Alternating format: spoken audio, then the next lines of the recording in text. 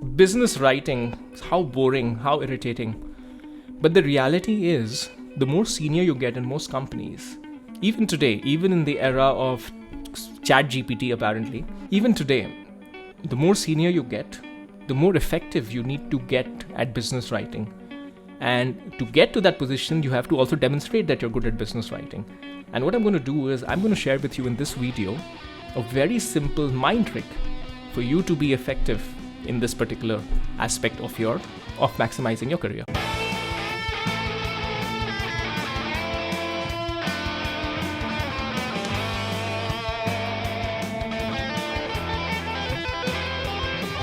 So hi folks, welcome back to the CMO on Sabbatical series. I'm Utkarsh Mohan.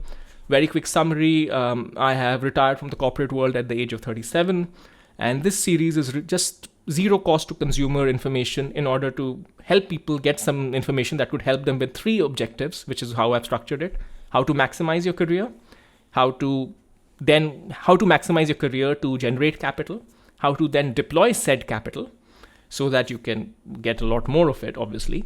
And lastly, how to make smart choices. And hopefully what these three things do is that they help you get to where you want in life. So you do things that you want versus things that you're forced to do. So this particular video is, of course, on career, maximizing career. Now, business writing is what I'm going to talk about here. There are so many different things you can talk about. You can talk about emails, you can talk about large documents. What I'm going to talk about here is structuring recommendations or structuring strategy. Basically, a long form of a document that you need to provide. Maybe there is something that you need to do for a business review. Maybe there is something that you need to do linking to a product launch recommendation. I'm giving a few examples that are more familiar to me, given I worked in a consumer goods industry.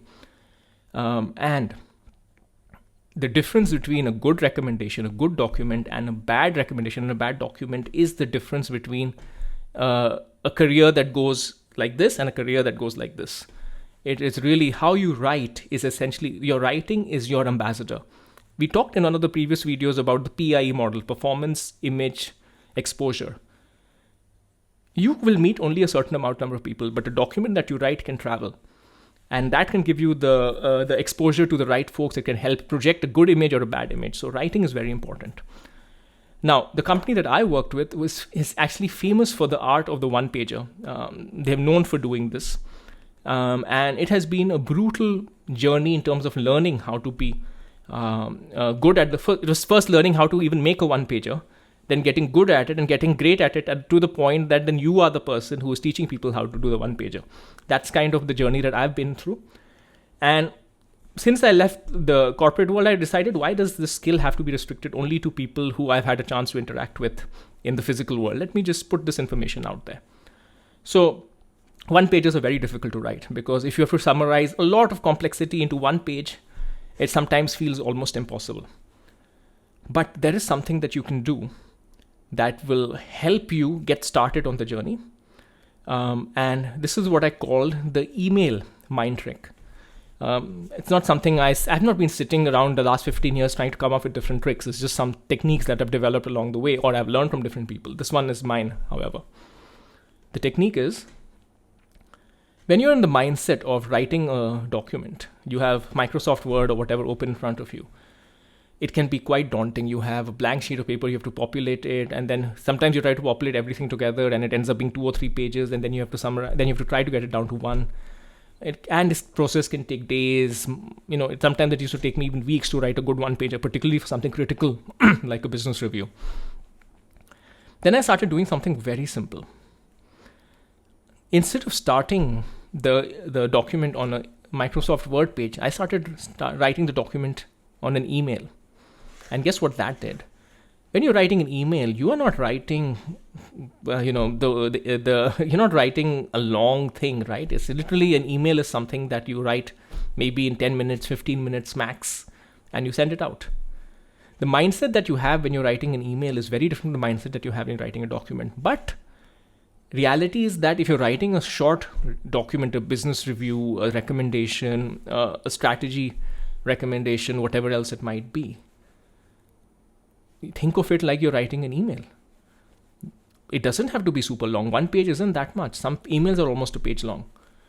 But just by putting it on the email window, you're not thinking of writing pages and pages and waxing lyrical about everything. No, you're thinking about it has to be done in this period. So this is all I did. Literally, the moment I started writing my documents on the email, and write new email, plain versus a document, it just helped me. I mean, of course, there are hundreds of other things you have to do. I'm not going to get into how to write an effective one-pager. That will be a separate video if indeed there is a demand for it. But just the next time you're struggling with a large document, throw away Microsoft Word, just open a new email and see whether you can trick your mind into thinking of being concise, thinking of being succinct, and it could probably work. It does work effectively for me. And I used to give this as a tip in my trainings in my previous company. I used to have a series called Work Hacking. And the interesting thing is, I thought this was only for me. But the moment I trained a few people on it and people started doing this, I mean, this is the tip that I used to get the most feedback on. It's like, guys, they were like, oh my God, this is so simple. I'm literally doing it on an email instead of doing it on a Word document. And it's just tricking my mind into the mindset that it needs to be. So that gave me a lot of validation, which is the reason why I have the confidence to even coin this as the email mind trick invented by me. So try it out and see whether it works for you. I'll be very curious to know the results. All right, till next time.